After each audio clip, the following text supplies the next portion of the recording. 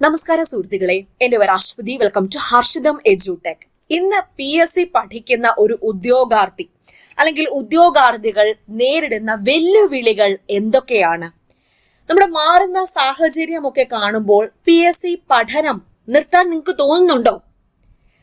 ഞാൻ ഈ പറയുന്ന വെല്ലുവിളികളൊക്കെ നേരിടുന്ന ഒരു ഉദ്യോഗാർത്ഥിയാണോ എന്നുള്ളത് താഴെ ഒന്ന് കമന്റ് ചെയ്യാമോ? അതിനുള്ള കുറച്ച് സൊല്യൂഷൻസ് ആയിട്ടാണ് ഞാൻ ഈ വീഡിയോ ആയിട്ട് വന്നിരിക്കുന്നത്. ഇനി തളരാൻ പാടില്ല. ഈ 5 കാര്യങ്ങൾ ശ്രദ്ധിച്ചാൽ ഇനി നിങ്ങൾ തളരില്ല. തുടർന്ന് പഠിക്കാനുള്ള ഊർജവും നിങ്ങൾക്ക് കിട്ടും.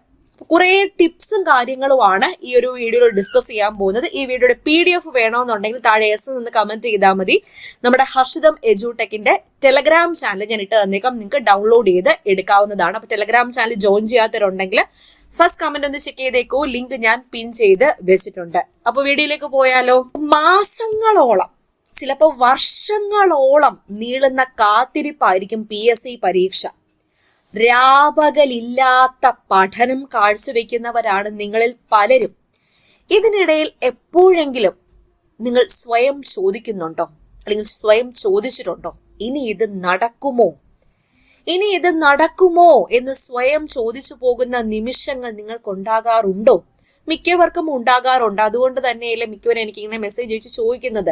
നമ്മുടെ ആപ്പിൽ പഠിക്കുന്ന കുട്ടികൾ, ഹർഷിതം എഡ്യൂടെക് ആപ്പിൽ പഠിക്കുന്ന കുട്ടികളായാലും പലരും ചോദിക്കുന്നുണ്ട്, മിസ്സേ പഠിച്ചു പോകുന്നുണ്ട്, പക്ഷെ എപ്പോഴോ മനസ്സിൽ ഇങ്ങനെയൊക്കെ ചോദ്യങ്ങൾ വരാറുണ്ട്, ഞങ്ങൾ എന്ത് ചെയ്യും? ഒരു മോട്ടിവേഷൻ പറഞ്ഞു തരാമോ? കുറച്ച് കാര്യങ്ങളൊക്കെ ടിപ്സ് ആയിട്ട് പറഞ്ഞു തരാമോ? അപ്പൊ എല്ലാവർക്കും കൂടെ വേണ്ടിയിട്ടാണ് യൂട്യൂബിൽ വീഡിയോ ചെയ്യാന്ന് കരുതിയത്. അപ്പോൾ PSC ഉദ്യോഗാർത്ഥികൾ നിലവിൽ നേരിടുന്ന യഥാർത്ഥ വെല്ലുവിളികളെ കുറിച്ച് വെറും പരാതികളല്ല, ഈ പ്രതിസന്ധികളെ നിങ്ങൾ എങ്ങനെ നേരിടാം, എങ്ങനെ മറികടക്കാം എന്നതിനെ കുറിച്ച് നമുക്കൊന്ന് ചർച്ച ചെയ്താലോ? ആദ്യത്തെ പ്രതിസന്ധി മാറുന്ന പരീക്ഷാ രീതി തന്നെയാണ്. അപ്പൊ പഴയതുപോലെ ഡയറക്റ്റ് ചോദ്യം ചോദിക്കുന്ന കാലം ഒന്നും അല്ല ഇപ്പോ സ്റ്റേറ്റ്മെന്റ് ലെവലുള്ള ചോദ്യങ്ങളാണ്, പ്രസ്താവന രീതിയിലുള്ള ചോദ്യങ്ങളാണ്. ഈ ചോദ്യം കാണുമ്പോൾ തന്നെ പരീക്ഷയോടുള്ള മടുപ്പ്, പരീക്ഷ എഴുതാൻ പോകാൻ ഒരു മടുപ്പ്, ഇത്രയും വായിച്ച് മനസ്സിലാക്കണ്ടേ ഈ ഓരോ സ്റ്റേറ്റ്മെന്റും. മറ്റേത് നമ്മൾ ഓരോ PSC പരീക്ഷയ്ക്ക് 4 ചോദ്യമായിട്ട് വരുന്നത്, ഇപ്പോൾ ഒരു ചോദ്യത്തിന് 4 സ്റ്റേറ്റ്മെന്റ് ആയിട്ടാണ് PSC ചോദിക്കുന്നത്. അപ്പൊ ഇത് ഉദ്യോഗാർത്ഥികളുടെ വലിയ രീതിയിൽ ആശയക്കുഴപ്പം ഉണ്ടാക്കുന്നുണ്ട്. പണ്ടത്തെ പോലെ വെറുതെ എവിടെന്നെങ്കിലും കിട്ടുന്ന ഇൻഫർമേഷൻസ് വായിച്ചാൽ മതിയോ? വെറുതെ റാങ്ക് ഫയല് വായിച്ചു പോയാൽ മാത്രം മതിയോ? പോരാ. ഇപ്പൊ കാര്യങ്ങൾ ആഴത്തിൽ പഠിച്ചു പോയാൽ മാത്രമേ ഈ ഒരു മാറുന്ന പരീക്ഷാ രീതിയിൽ, മാറുന്ന സാഹചര്യത്തിൽ ലിസ്റ്റിൽ വരാൻ സാധിക്കൂ. അപ്പൊ മാറുന്ന പരീക്ഷാ രീതി എങ്ങനെ നേരിടണം എന്ന് മനസ്സിലായല്ലോ. പണ്ടത്തെ പോലെ ഡയറക്റ്റ് ചോദ്യം ചോദിക്കുന്ന കാലമൊന്നും അല്ല, സ്റ്റേറ്റ്മെന്റ് രീതിയിലുള്ള ചോദ്യങ്ങളാണ്. നിങ്ങൾ അത് അക്സെപ്റ്റ് ചെയ്യുക, ആ രീതിയിൽ നിങ്ങളുടെ പഠനം ക്രമീകരിക്കുക. ഞാൻ ഈ സ്ലൈഡിൽ പറഞ്ഞിരിക്കുന്ന പോയിന്റ് നിങ്ങൾ എപ്പോഴും മനസ്സിൽ വിചാരിക്കണം. നോട്ടിഫിക്കേഷൻ വന്ന ശേഷം പഠിച്ചു തുടങ്ങുന്നവരല്ല, കാത്തിരിപ്പിനിടയിലും പഠനം തുടങ്ങുന്നവരാണ് റാങ്ക് ലിസ്റ്റിന്റെ മുൻനിരയിൽ എത്തുന്നത്. അപ്പൊ ഇപ്പോഴേ പഠിച്ചു തുടങ്ങണോ നിങ്ങൾക്ക്? അതിനുവേണ്ടി മൈൻഡ് സെറ്റ് ആക്കി വെച്ചോളാം. നമ്മുടെ ഹർഷിതം എഡ്യൂടെക് എപ്പോഴും നിങ്ങളുടെ കൂടെ ഉണ്ടായിരിക്കും. LDC 2027 മുന്നിൽ കണ്ടുകൊണ്ട് ഞാനൊരു പുതിയ ബാച്ച് നമ്മുടെ ആപ്പിൽ സ്റ്റാർട്ട് ചെയ്തിട്ടുണ്ട്. അഡ്മിഷനാണ് നടന്നുകൊണ്ടിരിക്കുന്നത്. ക്ലാസ് തുടങ്ങിയിട്ടില്ല, ഉടനെ തന്നെ ക്ലാസ് സ്റ്റാർട്ട് ചെയ്യുന്നതായിരിക്കും. ഇനി കുറച്ച് സീറ്റ്സും കൂടെ ബാക്കിയുള്ളൂ. അപ്പോൾ നമ്മുടെ ബാച്ചിലെ ഒരു ഉദ്യോഗാർത്ഥി നിങ്ങളാകണോ? 2027 റാങ്ക് ലിസ്റ്റിൽ, LDCയുടെ റാങ്ക് ലിസ്റ്റിൽ മുൻനിരയിൽ തന്നെ നിങ്ങൾക്ക് ഇടം പിടിക്കണോ? അതിനുവേണ്ടി ഇപ്പോൾ തന്നെ ബാച്ചിൽ ജോയിൻ ചെയ്തോളാം. ഇനി കുറച്ച് സീറ്റ്സ് മാത്രമേ ബാക്കിയുള്ളൂ. അപ്പോൾ നമ്മൾ ഉടനെ തന്നെ ക്ലാസ് സ്റ്റാർട്ട് ചെയ്യുന്നതായിരിക്കും. നമ്മുടെ ആപ്പ് ഡൗൺലോഡ് ചെയ്യാനുള്ള ലിങ്ക് ഫസ്റ്റ് കമന്റിലും ഡിസ്ക്രിപ്ഷൻ ബോക്സിലും കൊടുത്തേക്കാം. പ്ലേ സ്റ്റോറിലും ആപ്പ് സ്റ്റോറിലും ഒക്കെ ഇപ്പോൾ ആപ്പ് അവൈലബിൾ ആണ്. കമ്പ്യൂട്ടറിലും യൂസ് ചെയ്യാൻ പറ്റും. ഞാൻ സർക്കാർ ജോലി നേടിയ വഴികളിലൂടെ എന്റെ സ്റ്റഡി പ്ലാൻ വെച്ചിട്ടാണ് ഞാൻ നിങ്ങളെ പഠിപ്പിക്കാൻ പോകുന്നത്. പുറത്തു നിന്നൊന്നും പഠിക്കേണ്ടാത്ത രീതിയിൽ നമുക്ക് പഠിച്ച് മുന്നേറാം. ഓക്കെ, ഇനി രണ്ടാമത്തെ ഒരു വെല്ലുവിളി സോഷ്യൽ പ്രഷറും പ്രായപരിധിയുമാണ്. അതായത് മാനസികമായ സമ്മർദ്ദം. കൂടെ പഠിച്ചവർ പലരും ജോലിക്ക് കയറി, വീട്ടിലെ സാഹചര്യങ്ങൾ മാറിക്കൊണ്ടിരിക്കുകയാണ്. ഇന്നലത്തെ പ്രായം അല്ല നിങ്ങൾക്കിന്ന്. പ്രായം മാറുന്നു, പ്രായം കൂടുന്നു. വീട്ടിൽ നിന്നും സൊസൈറ്റിയിൽ നിന്നും നിങ്ങൾ നേരിടുന്ന ചോദ്യമാണ്, എപ്പോഴാടാ, അല്ലെങ്കിൽ എപ്പോഴാ മോളെ ജോലി കിട്ടുന്നത്? നാട്ടുകാർ നമ്മളെ കാണുമ്പോൾ എന്തെങ്കിലും ചോദിക്കണ്ടേ? എന്തെങ്കിലും ചോദിച്ചാലേ അവർക്ക് സമാധാനം വരത്തുള്ളൂ. അപ്പോൾ ചോദിക്കുന്ന ചോദ്യം ഇതാണ്. അപ്പോൾ നാട്ടുകാരുടെ ചോദ്യം ഒരു ഉദ്യോഗാർത്ഥിയെ സംബന്ധിച്ചുള്ള വലിയൊരു ഭാരമാണ് ഈ ചോദ്യങ്ങൾ. അപ്പോൾ സോഷ്യൽ പ്രഷർ പലപ്പോഴും പഠനത്തിലുള്ള ശ്രദ്ധ കളയാൻ കാരണമാകുന്നു. നമുക്കൊരു നാണക്കേടാണ്, അല്ലെങ്കിൽ നമ്മളോട് തന്നെ നമുക്ക് തോന്നും, ഞാൻ ഇത്രയൊക്കെ പഠിച്ചുള്ളൂ, എനിക്ക് എന്തുകൊണ്ട് ജോലിക്ക് കയറാൻ പറ്റുന്നില്ല, ഞാൻ എന്തുകൊണ്ട് ലിസ്റ്റിൽ വരുന്നില്ല. അത് നമുക്ക് തന്നെ ഒരു മാനസിക സമ്മർദ്ദം ഉണ്ടാക്കുന്ന കാര്യമാണ്. ഇതൊരു വെല്ലുവിളിയാണ്, PSC ഉദ്യോഗാർത്ഥികൾ ഇന്ന് നേരിടുന്ന വെല്ലുവിളിയാണ്. അടുത്തൊരു വെല്ലുവിളി ഇൻഫോർമേഷൻ ഓവർലോഡ്. അതായത് ആയിരക്കണക്കിന് ടെലഗ്രാം ചാനലുകൾ, PDF നോട്ടുകൾ, അവിടുന്ന് ഇവിടുന്നും കിട്ടുന്ന നോട്ടുകളൊക്കെ നിങ്ങളുടെ കയ്യിലുണ്ട്. അപ്പൊ ഇത് വെച്ച് എന്ത് പഠിക്കണം, എവിടെ തുടങ്ങണം, ആരെ പിന്തുടരണം, ഈ ഒരു കാര്യത്തിൽ ഉദ്യോഗാർത്ഥികൾ എപ്പോഴും കൺഫ്യൂസ്ഡ് ആണ്. അപ്പൊ അമിതമായ അറിവ് അത് പലപ്പോഴും ഗുണത്തേക്കാൾ ദോഷമായിരിക്കും കൊണ്ടുവരുന്നത്. കൃത്യമായ ഒരു പ്ലാൻ ഇല്ലാതെ അങ്ങോട്ടും ഇങ്ങോട്ടും ഓടിക്കഴിഞ്ഞാൽ നിങ്ങൾ സമയം കളയുന്നത് നിങ്ങളുടെ തന്നെയാണ്. അപ്പൊ കൃത്യമായ ഒരു പ്ലാനോടുകൂടി പരീക്ഷയിൽ പരീക്ഷ അധിഷ്ഠിതമായ കാര്യങ്ങൾ കൃത്യമായ ലക്ഷ്യത്തോടുകൂടി കൊണ്ടുപോകണം, പഠിക്കണം. അപ്പോൾ നമ്മുടെ ഹർഷിത എഡ്യൂടെക് ആപ്പിൽ കൃത്യമായ സ്റ്റഡി പ്ലാനോട് കൂടി സിലബസ് തീർക്കുന്ന രീതി, അത് കറണ്ട് അഫയേഴ്സ് ആയാലും PSC പ്രീവിയസ് ക്വസ്റ്റ്യൻസ് ആയാലും SCRT ആയാലും സിലബസ് ആയാലും എല്ലാം ഒരുപോലെ തീർക്കുന്ന രീതിയിൽ കൃത്യമായിട്ടുള്ള പ്ലാനിലൂടെയാണ് നിങ്ങൾക്ക് ഞാൻ ക്ലാസ് എടുത്തു തരുന്നത്. കൃത്യമായ എക്സാംസിലൂടെ പരീക്ഷ മസ്റ്റായിട്ടും എഴുതണം. ആഴ്ചയിൽ ഒരിക്കൽ പരീക്ഷ ഉണ്ടായിരിക്കും. തിങ്കൾ മുതൽ വെള്ളി വരെ നിങ്ങൾ പഠിക്കുന്ന കാര്യങ്ങളുടെ റിവിഷൻ ശനിയും ഞായറും, ഞായറാഴ്ച പരീക്ഷയും ഉണ്ടായിരിക്കും. ആ ഒരു രീതിയിൽ തന്നെ നിങ്ങൾ പോകണം. അപ്പൊ അങ്ങോട്ടും ഇങ്ങോട്ടും ഓടാതെ ഒറ്റ ഒരു പാത ഫോക്കസ് ചെയ്ത് ഒന്നിൽ മാത്രം നിന്ന് പഠിക്കാൻ വേണ്ടി ശ്രമിക്കുക. അങ്ങോട്ടും ഇങ്ങോട്ടും ഓടിയാൽ നിങ്ങൾക്ക് ഒരുപാട് ഇൻഫോർമേഷൻ ഓവർലോഡ് ആയി പോവും. എവിടെ നിന്ന് അയ്യോ ഞാൻ അത് പഠിച്ചില്ല, ഇത് പഠിച്ചില്ല, അവിടെ പോയില്ല, ഇവിടെ പോയില്ല. അങ്ങനെയല്ല, ഒരിടത്ത് നിന്ന് പഠിക്കുക. മനസ്സിനെ കോൺസെൻട്രേറ്റ് ചെയ്ത് ഒരിടത്ത് നിന്ന് കംപ്ലീറ്റ് ആയിട്ട് അർപ്പിച്ച് അവിടെ നിന്ന് പഠിക്കുക. ഓക്കെ, അപ്പൊ ഇൻഫർമേഷൻ ഓവർലോഡ് ഉദ്യോഗാർത്ഥി നേരിടുന്ന വെല്ലുവിളി തന്നെയാണ്. അടുത്തത് പരീക്ഷാ കലണ്ടറും കാലതാമസവുമാണ് മറ്റൊരു വെല്ലുവിളി. നോട്ടിഫിക്കേഷൻ വരാനുള്ള കാലതാമസം, പരീക്ഷ കഴിഞ്ഞാൽ റാങ്ക് ലിസ്റ്റ് വരാനുള്ള കാലതാമസം, ഇത് ആരെയും മടുപ്പിക്കുന്നതാണ്. ഇപ്പൊ ഈ സാഹചര്യത്തിൽ നിങ്ങൾ പലപ്പോഴും കാണുന്നതാണ്, 1ാം റാങ്ക് കിട്ടിയവർക്ക് പോലും ജോലിയില്ല. അപ്പൊ അത് ഏത് പോസ്റ്റ് ആണെന്ന് നിങ്ങൾ മനസ്സിലാക്കുക. അത് ഒരുപാട് ഉദ്യോഗാർത്ഥികളൊന്നും എഴുതുന്ന പോസ്റ്റ് അല്ല, 30ഓ 35ഓ ആൾക്കാർ മെയിൻ ലിസ്റ്റിൽ വരുന്ന പോസ്റ്റാണ്. പക്ഷെ LDC LGS പോലുള്ള പരീക്ഷ, VFA, Bevco, LD, company LGS, അതുപോലെ company board assistant, university assistant, ഇതൊക്കെ ബൾക്കായിട്ട് ആൾക്കാരെ എടുക്കുന്ന പോസ്റ്റുകളാണ്. അപ്പൊ അതിലൊക്കെ നിങ്ങൾക്ക് പെട്ടെന്ന് കയറാൻ പറ്റും. അപ്പൊ ഏതെങ്കിലും ലിസ്റ്റിൽ ഒരാളെ പോലും എടുത്തില്ല, നിങ്ങൾ എഴുതാത്ത ലിസ്റ്റ് ആയിരിക്കും. അതിനെ ഓർത്ത് വിഷമിച്ച് നിങ്ങളുടെ സമയം വെറുതെ കളയരുതേ. നിങ്ങളിപ്പോൾ LDCക്ക് വേണ്ടി ഫോക്കസ് ചെയ്ത് പഠിക്കുന്നു, അല്ലെങ്കിൽ കമ്പനി LGSന് വേണ്ടി ഫോക്കസ് ചെയ്ത് പഠിക്കുന്നു, അതിലൊക്കെ ധാരാളം നിയമനങ്ങൾ നടക്കുന്നതാണ്. അപ്പൊ ഞാനൊരു LDC ജോലി കിട്ടിയ വ്യക്തിയാണ്. അപ്പൊ നമ്മള് അയ്യോ ഒന്നിനും നിയമനം ഇല്ല, ഞാൻ എങ്ങനെ ജയിക്കും, അങ്ങനെയൊക്കെ ഓർത്തിരുന്നെങ്കിൽ ഞാനും അവിടെ ഇരുന്നേനെ. നമ്മൾ അതല്ല, നമ്മൾ നെഗറ്റീവ് ന്യൂസ് ഒന്നും വകവെക്കാതെ നമ്മളൊന്ന് ലക്ഷ്യം വെച്ച് നന്നായിട്ടൊന്ന് എഫേർട്ട് ഇടും. അപ്പൊ നമുക്ക് 100ൽ തന്നെ റാങ്ക് വരാൻ പറ്റൂലേ, പെട്ടെന്ന് തന്നെ ജോലി കയറാൻ പറ്റത്തില്ലേ?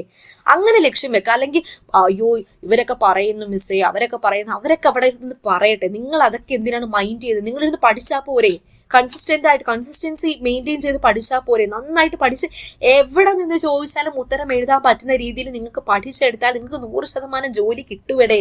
നെഗറ്റീവ് ന്യൂസിലേക്ക് ഒന്നും പോകാതെ ഇപ്പൊ 100 വേക്കൻസി നിങ്ങൾക്ക് വേണം, ആ ഒരൊറ്റ വേക്കൻസി നിങ്ങൾക്ക് കയറാൻ പറ്റത്തില്ലേ? അതിനുവേണ്ടി കൃത്യമായിട്ടും പഠിക്കാൻ വേണ്ടി ശ്രമിക്കുക. ഓക്കെ, അപ്പോ നീണ്ട കാത്തിരിപ്പിനിടയിൽ പഠനത്തിനുള്ള കൺസിസ്റ്റൻസി നിലനിർത്തുക എന്നതാണ് വലിയൊരു പോരാട്ടം. ആ പോരാട്ടത്തിൽ നിങ്ങൾ മുന്നേറണം. അപ്പൊ എങ്ങനെ കൺസിസ്റ്റൻസി നിലനിർത്താം, അതിനു വേണ്ടിയിട്ടാണ് മെയിൻ ആയിട്ട് ഞാൻ ഈ വീഡിയോ ചെയ്യാൻ ഉദ്ദേശിച്ചത്. ആദ്യത്തെ പോയിന്റ്, മോട്ടിവേഷനേക്കാൾ ഡിസിപ്ലിന് മുൻഗണന നൽകുക. പലരും മോട്ടിവേഷൻ കേൾക്കുമ്പോൾ മാത്രം പഠിക്കുന്ന ആൾക്കാരാണ്. മോട്ടിവേഷൻ വരുമ്പോൾ മാത്രം പഠിക്കും. എന്നാൽ മോട്ടിവേഷൻ ഒരു താൽക്കാലിക വികാരമാണെന്നുള്ളത് നിങ്ങൾ മനസ്സിലാക്കുക. പരീക്ഷാ തീയതി പ്രഖ്യാപിക്കാത്ത സമയത്ത് പഠിക്കാൻ ഒട്ടും മൂഡ് തോന്നില്ല. അവിടെ മോട്ടിവേഷൻ അല്ല, ഡിസിപ്ലിൻ ആണ് നിങ്ങൾക്ക് വേണ്ടത്. ഡിസിപ്ലിൻ ആണ് അവിടെ പ്രവർത്തിക്കേണ്ടത്. എനിക്ക് താല്പര്യം ഉണ്ടെങ്കിലും ഇല്ലെങ്കിലും ഈ ഭാഗം ഞാൻ ഇന്ന് പഠിച്ച് തീർക്കും എന്ന വാശി വളർത്തിയെടുക്കണം. എല്ലാ ദിവസവും ഈ വാശി ഉണ്ടാകണം, ഡിസിപ്ലിൻ ഉണ്ടാകണം.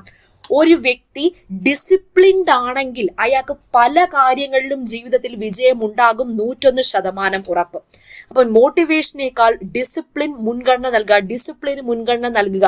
ഞാൻ ഫോർ എക്സാമ്പിൾ പറയാം, നമ്മുടെ യൂട്യൂബ് ചാനൽ തുടങ്ങിയിട്ട് ഈ ഏപ്രിൽ ആകുമ്പം 6 വർഷം ആകാൻ പോകുന്നു. യൂട്യൂബ് ചാനൽ നിങ്ങൾക്ക് അറിയാം, നല്ല കോമ്പറ്റീഷൻ ഉള്ള ഏരിയ തന്നെയാണ്.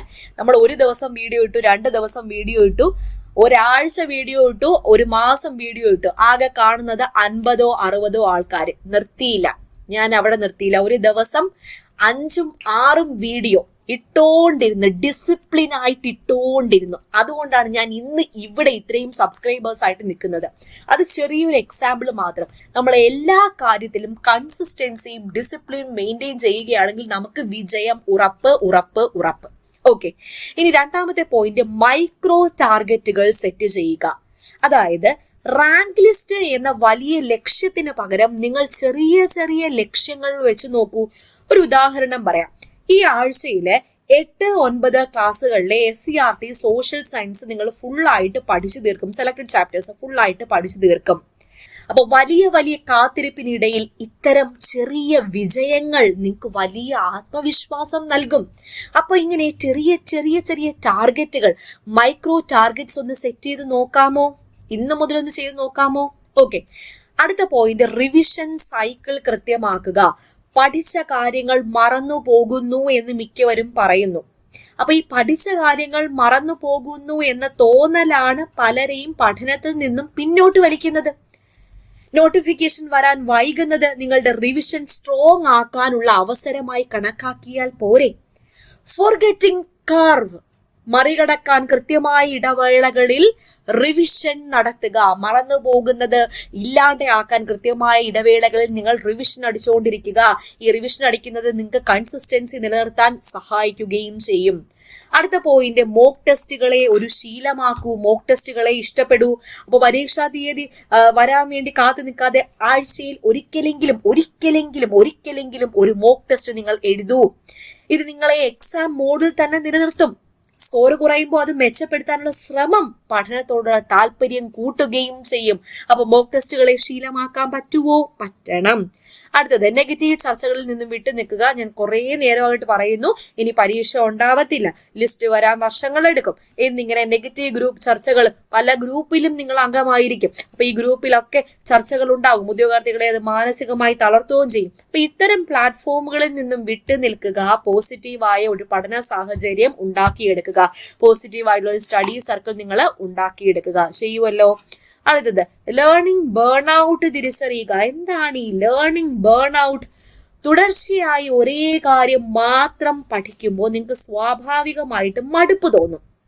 ആ സമയത്ത് നിങ്ങൾ എന്താ ചെയ്യേണ്ടത്? പഠന രീതിയിൽ മാറ്റം വരുത്തുക. പുസ്തകം വായിക്കുന്നതിന് പകരം ആ ക്ലാസ്സുമായി ബന്ധപ്പെട്ട വീഡിയോ കാണാലോ. നമ്മുടെ യൂട്യൂബ് ചാനലിലുണ്ട്, അല്ലെങ്കിൽ ഹർഷിത എഡ്യൂടെക് ആപ്പിലുണ്ട്. അപ്പോൾ നിങ്ങൾ സ്വന്തമായിട്ട് പഠിക്കുമ്പോൾ ഒരു മടുപ്പ് വരുന്നുണ്ടെങ്കിൽ ആ സെയിം ടോപ്പിക്കിന്റെ തന്നെ വീഡിയോ എടുത്ത് കാണാം. അല്ലെങ്കിൽ ആ ടോപ്പിക്കിന്റെ ക്വിസ് അറ്റൻഡ് ചെയ്യാലോ, മോക്ക് ടെസ്റ്റുകൾ അറ്റൻഡ് ചെയ്യാലോ. അപ്പൊ ആഴ്ചയിൽ ഒരു ദിവസം പൂർണ്ണമായും പഠനത്തിൽ നിന്നും വിട്ടുനിന്ന്, അതായത് നിങ്ങൾ വായിച്ചു പഠിക്കുന്നതിൽ നിന്ന് വിട്ടുനിന്ന് അതുമായിട്ട് ബന്ധപ്പെട്ട വീഡിയോകൾ, ഓഡിയോകൾ കണ്ടുപിടിച്ച് മനസ്സിനെ ഒന്ന് റീഫ്രഷ് ചെയ്യൂ. അത് ലേണിംഗ് ബേൺ ഔട്ട് തിരിച്ചറിയാൻ ഹെൽപ്പ് ചെയ്യും. ഓക്കെ, ഇനി മറ്റൊരു ടിപ്പ്, മറ്റൊരു ജോലിയോ ഹോബിയോ കൂടെ കൊണ്ടുപോവുക. അതായത് ഇപ്പോ പലരും വീട്ടുകാരെ ആശ്രയിക്കുന്ന ആൾക്കാരായിരിക്കും, അല്ലെങ്കിൽ ഹസ്ബൻഡിനെ ആശ്രയിക്കുന്ന ആൾക്കാരായിരിക്കും. പൂർണ്ണമായിട്ടും PSCയെ മാത്രം ആശ്രയിച്ച് നിൽക്കാതെ നിങ്ങൾക്ക് കുറഞ്ഞ സമയം മാത്രം ചിലവഴിക്കുന്ന ജോലികളുണ്ടല്ലോ. ഇപ്പൊ വീട്ടിൽ ഇരുന്ന് ചെയ്തു കൊടുക്കാൻ പറ്റുന്ന എന്തെങ്കിലും ജോലികൾ കുറച്ച് സമയത്ത് 2 മണിക്കൂറോ 3 മണിക്കൂറോ ഒക്കെ. അപ്പോൾ കുറഞ്ഞ സമയം മാത്രം ചെലവാക്കുന്ന മറ്റു ജോലിയോ ഹോബിയോ ഉണ്ടെങ്കിൽ അത് മാനസിക സമ്മർദ്ദം കുറയ്ക്കാൻ വേണ്ടിയിട്ട് സഹായിക്കുന്നതാണ്. ഓക്കെ, അപ്പോ ഇത്രയും പോയിന്റ്സ് ഞാൻ കളക്ട് ചെയ്ത് നിങ്ങൾക്ക് ഡീറ്റെയിൽ ആയിട്ട് പറഞ്ഞു തന്നിട്ടുണ്ട്. ഉപകാരപ്പെട്ടോ? ഈ പോയിന്റ്സ് ഒക്കെ ഉപകാരപ്പെട്ടോ? അപ്പോ എങ്ങനെ ഇതിനെയൊക്കെ മറികടക്കാം. ഈ പോയിന്റ് എപ്പോഴും ഓർക്കണം. നോട്ടിഫിക്കേഷൻ വന്ന ശേഷം പഠിച്ചു തുടങ്ങുന്നവരല്ല, കാത്തിരിപ്പിനിടയിലും പഠനം തുടരുന്നവരാണ് റാങ്ക് ലിസ്റ്റിന്റെ മുൻനിരയിൽ എത്തണം. നിങ്ങൾക്ക് മുൻനിരയിൽ എത്തണ്ടേ? എത്തണം. ഹർഷിതം എഡ്യൂടെക് ആപ്പ് എപ്പോഴും കൂടെ ഉണ്ട്, കയറി വന്നോളൂ. അപ്പോ ഈ മടുപ്പൊക്കെ മറികടക്കാൻ ഒന്ന് ഷോർട്ട് ആയിട്ട് കുറച്ച് പോയിന്റ്സ് പറയുന്നുണ്ട്. വെല്ലുവിളികൾ എല്ലാവർക്കും ഉണ്ടെന്ന് നിങ്ങളൊന്ന് മനസ്സിലാക്ക്. പക്ഷെ ജയിക്കുന്നവർ ഈ പ്രതിസന്ധികളിലൊന്നും തളരാതെ നിൽക്കുന്നവരാണ്. അപ്പൊ SCERT NCERT പാഠപുസ്തകങ്ങൾക്ക് മുൻഗണന നൽകി പഠിക്കുവോ? പഠിക്കണം. സോഷ്യൽ മീഡിയയുടെ ഉപയോഗം പരിമിതപ്പെടുത്തുവോ? പെടുത്തണം. മറ്റുള്ളവരുമായി നിങ്ങളെ താരതമ്യം ചെയ്യാതിരിക്കാമോ? ഇരിക്കണം. നിങ്ങൾ പോരാട്ടം ആരോട് തന്നെ ആയിരിക്കണം? നിങ്ങളോട് തന്നെ ആയിരിക്കണം. ഇന്നലത്തേക്കാൾ ഞാൻ എത്രമാത്രം ഇന്ന് ബെറ്റർ ആയി എന്ന് നിങ്ങൾ എപ്പോഴും താരതമ്യം ചെയ്തുകൊണ്ടിരിക്കുക, വിലയിരുത്തിക്കൊണ്ടിരിക്കുക. ലക്ഷ്യം കാണുന്നത് വരെ ഈ ഒരു യാത്ര പിന്തുടരുക. ഓക്കെ, അപ്പോ നിങ്ങൾ ഇപ്പോൾ നേരിടുന്ന ഏറ്റവും വലിയ വെല്ലുവിളി എന്താണെന്നുള്ള കാര്യം താഴെ ഒന്ന് കമന്റ് ചെയ്യാമോ? അത് വെച്ചിട്ട് നമുക്ക് എന്തെങ്കിലുമൊക്കെ പ്രശ്ന പരിഹാരം എന്നെ കൊണ്ട് പറ്റുന്ന രീതിയിൽ വീഡിയോ ചെയ്തൊക്കെ ഞാൻ ഹെൽപ്പ് ചെയ്യാം. അപ്പൊ നമുക്ക് ഒരുമിച്ച് മുന്നോട്ട് പോകാം. ഓക്കെ, അപ്പൊ ഈ വീഡിയോ ഉപകാരപ്പെട്ടെങ്കിൽ നിങ്ങളുടെ ഫ്രണ്ട്സിനൊക്കെ ഒന്ന് ഷെയർ ചെയ്ത് കൊടുത്തേക്കാം. പിന്നെ നമ്മുടെ ഹർഷിതം എഡ്യൂടെക് ആപ്പിൽ പറഞ്ഞതുപോലെ LDC 2027 ക്ലാസ്സുകൾ ആരംഭിക്കുകയാണ്. അഡ്മിഷൻ നടന്നുകൊണ്ടിരിക്കുന്നു. പെട്ടെന്ന് തന്നെ അഡ്മിഷൻ ക്ലോസ് ചെയ്യുന്നതാണ്. അപ്പൊ താല്പര്യമുള്ളവർ എത്രയും വേഗം തന്നെ കയറി ജോയിൻ ചെയ്തോളാം. അടുത്ത വീഡിയോയിൽ കാണാം. God bless you all. Thank you.